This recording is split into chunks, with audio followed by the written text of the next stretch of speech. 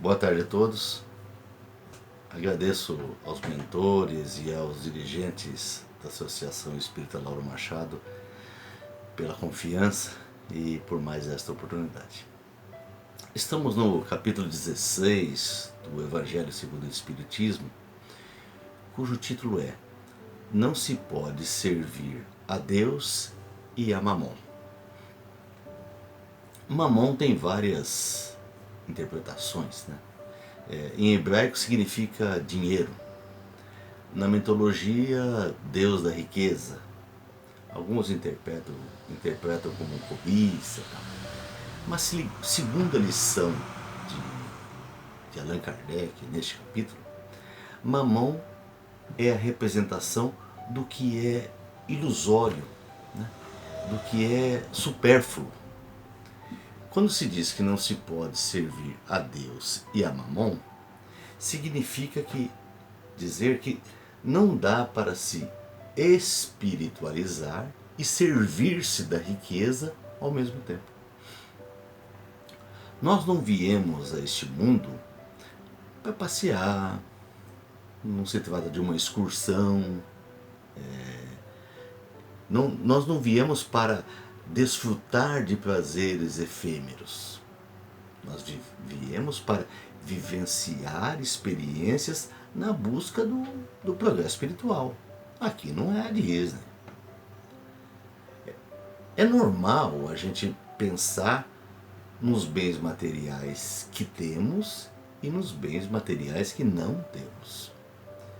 Pensa-se no conforto que a fortuna pode proporcionar. O pensamento normalmente se volta para a posse de objetos e a possibilidade de realização de desejos materiais. Nós temos necessidades básicas, né?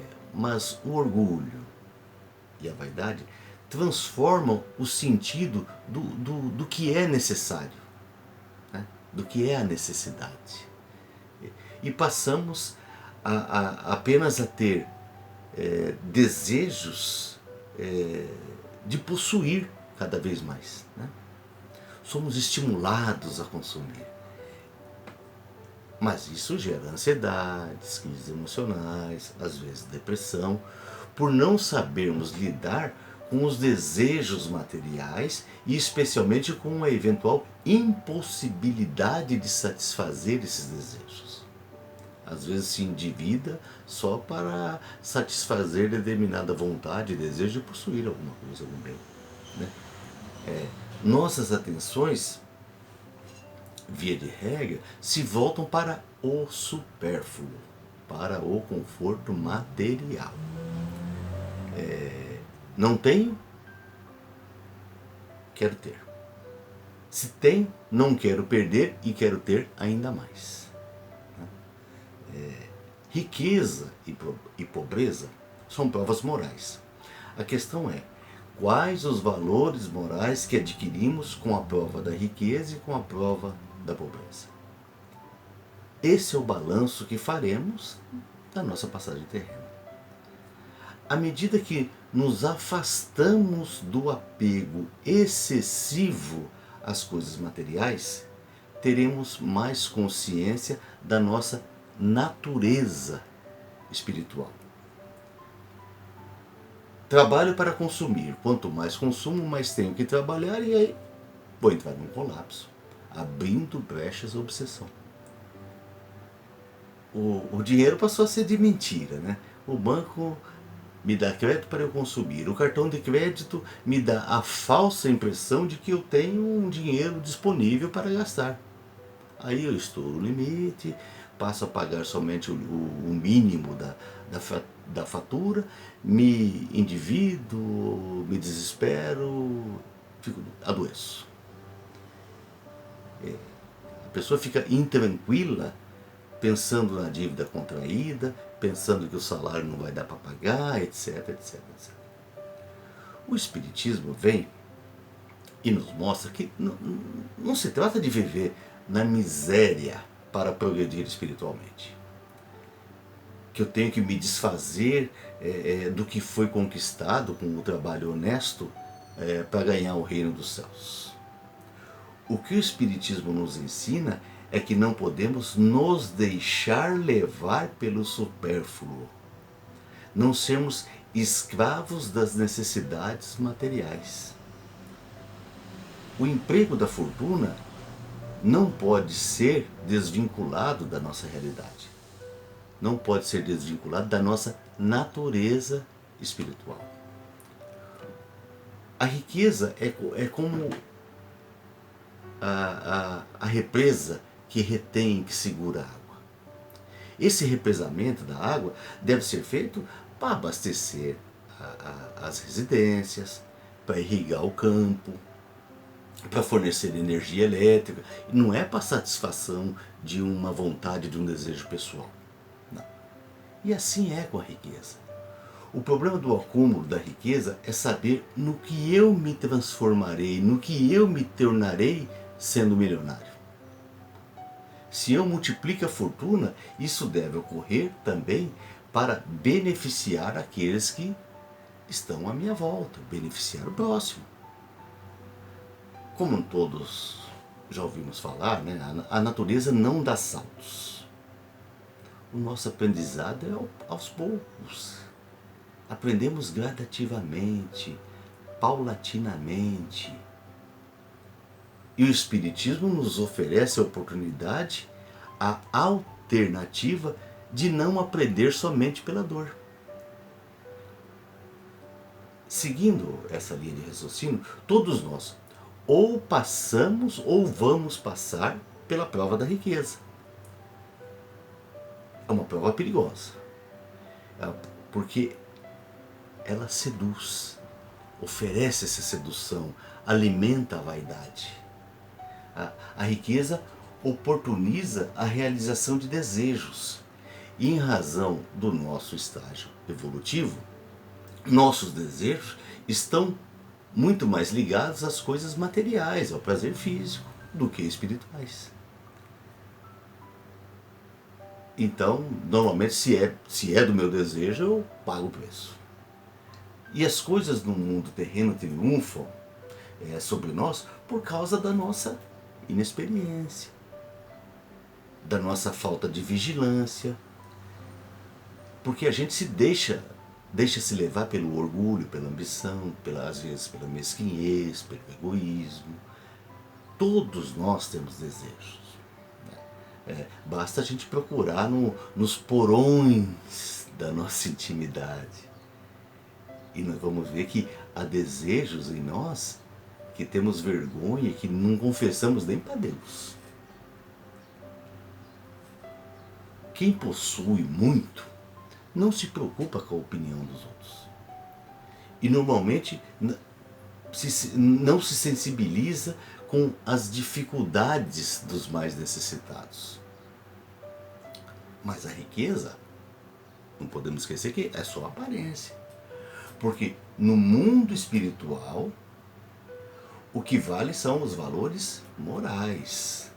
O que vale é a nossa realidade espiritual.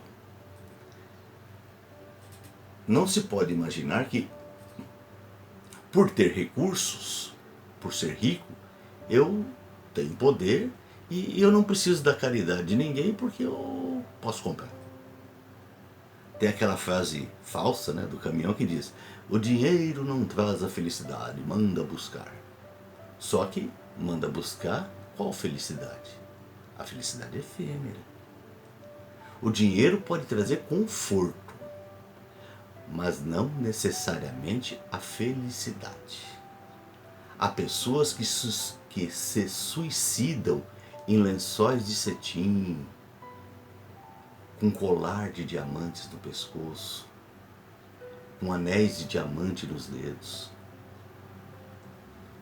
O nobre é ter recursos e, com equilíbrio, proporcionar uma vida melhor aos semelhantes, dando empregos dignos, aplicando os recursos na ciência, pesquisa, tecnologia, fazer grandes descobertas, etc. E não é porque que a pessoa é rica que é uma pessoa má. Tampouco não é o fato da pessoa ser pobre que é uma pessoa boa. Não é pecado ser rico. Para um rico comprar um iate, é preciso que esse iate seja construído.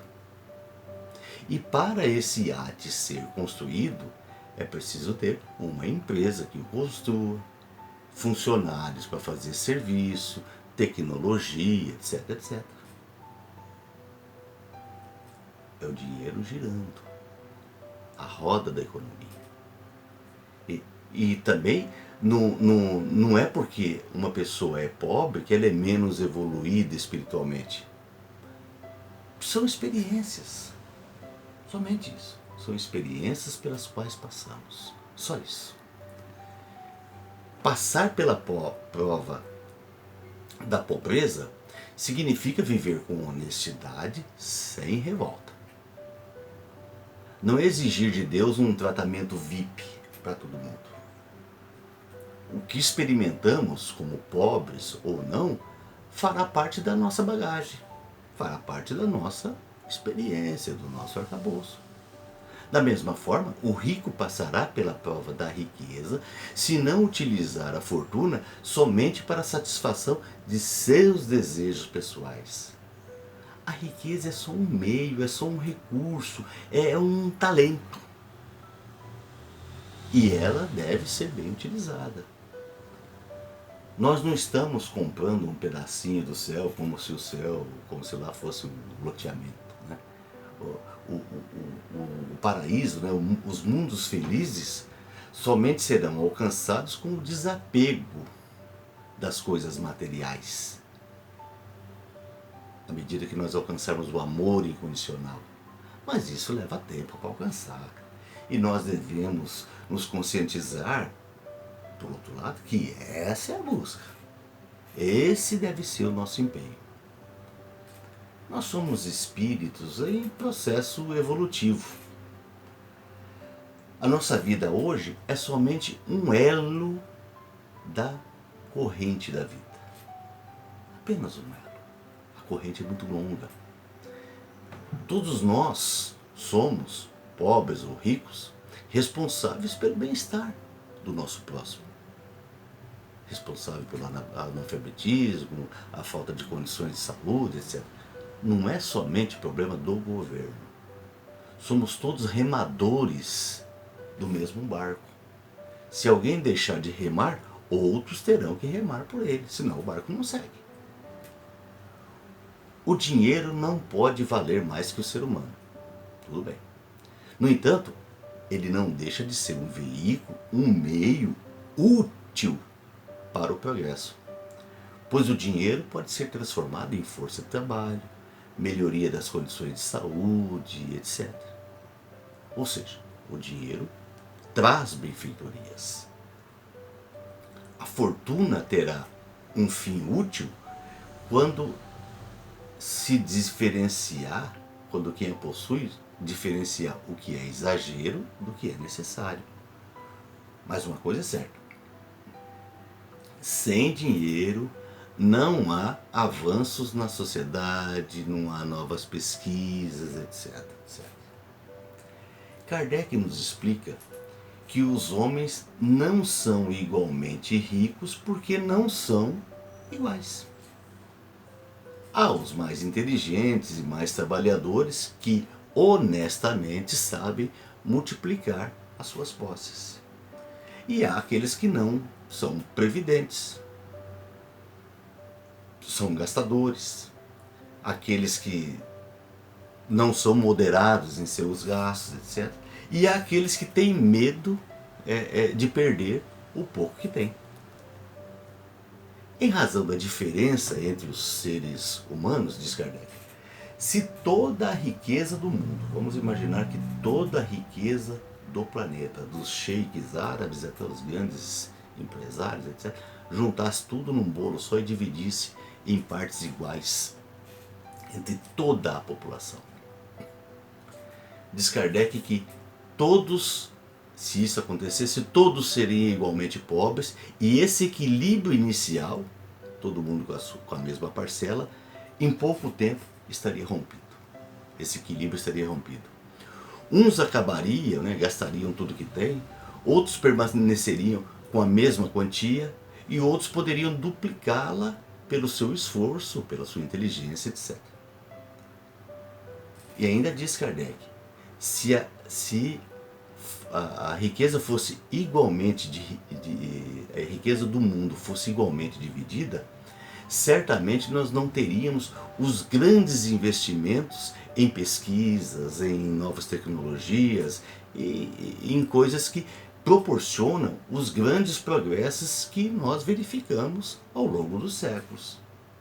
É por isso que Deus permite a concentração de riquezas nas mãos de um Bill Gates, né, da Microsoft. Não teríamos a internet hoje. A concentração de riqueza em grandes laboratórios, até porque vieram deles a vacina da Covid hoje. Tudo isso é um grande investimento. Não teríamos as grandes indústrias que dão vários e vários empregos e não ocorreriam novas descobertas, novos empreendimentos úteis, ou seja, a humanidade tenderia a estacionar. E na lição de hoje, Kardec nos traz uma passagem do Evangelho de São Mateus, conhecida como a parábola dos talentos. Disse Jesus que um senhor deixou um dinheiro, né, que na parábola ele chama de talentos, com seus servidores, e ao voltar de uma longa viagem fora do país, pediu que eles prestassem contas do que foi deixado em poder deles. Dois deles, o que recebeu 5 talentos e o que recebeu 2 talentos, devolveram em dobro o que lhes foi confiado. E receberam elogios do Senhor. Né? Agora, o que recebeu apenas 1 talento, ele enterrou esse talento por medo de perdê-lo ou por falta de iniciativa, ociosidade, etc. E devolveu ao Senhor o mesmo talento que ele recebera. E esse servidor foi repreendido pelo Senhor, foi chamado de preguiçoso, um mau servidor, etc, etc. E Jesus termina a parábola dizendo que aquele que tem mais lhe será dado. E aquele que nada tem, até o que parece ter, lhe será retirado. Então, numa leitura apressada, dá a impressão de uma grande injustiça. Dar mais àquele que mais tem. Quem é o Senhor nessa parábola? Obviamente é Deus. Quem são os servidores? Os servidores somos nós. Aqueles que estão aprendendo a lidar com aquilo que Deus deixou em nossa posse. O que Deus deixou em nossa posse? Nossa família, nosso emprego, nossos amigos, nossas dores, etc. E o que são os talentos? Como Jesus falava ao povo em geral, nas suas parábolas ele usava a linguagem conhecida pela população. Jesus não falava aos intelectuais, mas ao povo. Talento era uma unidade de moeda romana usada para grandes somas em dinheiro. Assim como o denário era uma moeda de maior circulação e valia muito menos do que um talento. Mas Jesus, o significado do talento usado por Jesus na parábola, ele estava querendo se referir às habilidades. O que se sabe fazer, o que se pode fazer. Né? Essa é a ideia que Jesus queria transmitir. E o que significa uma grande viagem para fora do país? Significa o nosso período reencarnatório, a nossa reencarnação. Viu-se na parábola que houve uma distribuição desigual dos talentos. 5 para um, 2 para o outro e 1 para o terceiro. Nessa distribuição dos talentos, Deus leva em conta as conquistas adquiridas durante a jornada espiritual, bem como a necessidade de possuir instrumentos para evoluir. Isso é razoável porque, obviamente, nós somos todos iguais. Mas nós temos deveres, nós temos débitos diferentes. E também porque nós estamos em estágios evolutivos diferentes. Uns podem ter mais talentos, outros menos, etc, etc. O uso dos talentos vai depender da disposição do espírito em querer evoluir mais. Outros não vão se esforçar para evoluir, vão estacionar. Serão aqueles que vão enterrar, sepultar os talentos. A questão então é, o que fazer com os talentos depositados em nossa conta por Deus? Multiplicar os talentos ou nada fazer? Utilizar os talentos somente em proveito próprio ou transformá-los em instrumento em proveito de todos? Veja bem, nós somos depositários desses talentos. Detemos a posse, não a propriedade. E como todo depositário, nós vamos ter que prestar contas daquilo que fizemos com os talentos que nos foi confiado. No mundo espiritual, vamos nos questionar: o que se fez com o talento da inteligência? Veja que a grande maioria de nós, né, estamos aqui sem qualquer doença mental. Temos capacidade de pensar, de decidir, etc, etc. Então, na prestação de contas, eu teria que mostrar que usei esse talento, que eu não usei esse talento para dar golpe, para enriquecer. Eu usei a inteligência para o benefício, a educação, os exemplos para minha família, os amigos, para melhorar o meu local de trabalho, o meu ambiente de trabalho, etc. O que você fez com o talento da saúde? Usei a saúde para valorizar meu tempo, para fazer algo de útil. Usei a minha saúde para melhor usar os outros talentos, porque com saúde tudo fica mais fácil. Tudo se facilita. Ou eu usei esse talento, a minha saúde, somente para a satisfação das minhas vontades, dos meus desejos. O que eu fiz com o talento da dor? Apenas reclamei da minha condição ou aprendi com a dor a ter mais paciência, a desenvolver, a fortalecer minha fé, a aceitar e se comover com as dores do próximo? E assim vai. O que eu fiz com o talento da fortuna? Utilizei para oferecer mais emprego, tecnologia, novos medicamentos, novas descobertas, mesmo que tenha usufruído de parte dessa fortuna, não tem problema. Ou somente gozei dos prazeres materiais que a fortuna proporciona. O que eu fiz com o talento do poder? Subjuguei meus filhos com o poder de pai que eu tenho? Fui cruel com os meus funcionários com o poder de chefe que eu tenho? Transformei a vida do povo ainda mais indigna com o poder de prefeito, de governador, de presidente que eu tenho? Enterrar o talento é se fechar, é não buscar novos horizontes, é não se colocar à disposição, é não ir ao encontro das oportunidades.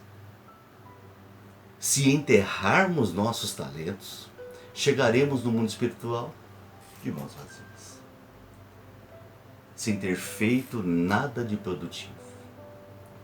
E será muito dolorido para nós verificar que sepultamos nossos talentos por falta de boa vontade, por falta de determinação, por não termos usado o nosso tempo a nosso favor. Ao enterrar os talentos, na verdade, nós vamos ver que nós estamos ocupando inutilmente o tempo de Deus. É o mesmo que ganhar um livro com grandes ensinamentos e simplesmente deixar de lado e não ler. Todos nós recebemos talentos, mas uns são ociosos, outros não. Uns buscam o progresso moral, outros os prazeres efêmeros. O progresso espiritual vem somente depois de vivências, sacrifícios, exercícios, experiências seculares. Chico Xavier não nasceu Chico Xavier. Ele se fez Chico Xavier através de árduos trabalhos, aprendizado, muita disciplina em todas as suas encarnações anteriores. Para sermos bons servos, não podemos enterrar nossos talentos. Não podemos pensar somente em nós. Não podemos guardar somente para nós os conhecimentos e o aprendizado. É preciso socializar os talentos recebidos. É preciso multiplicá-los.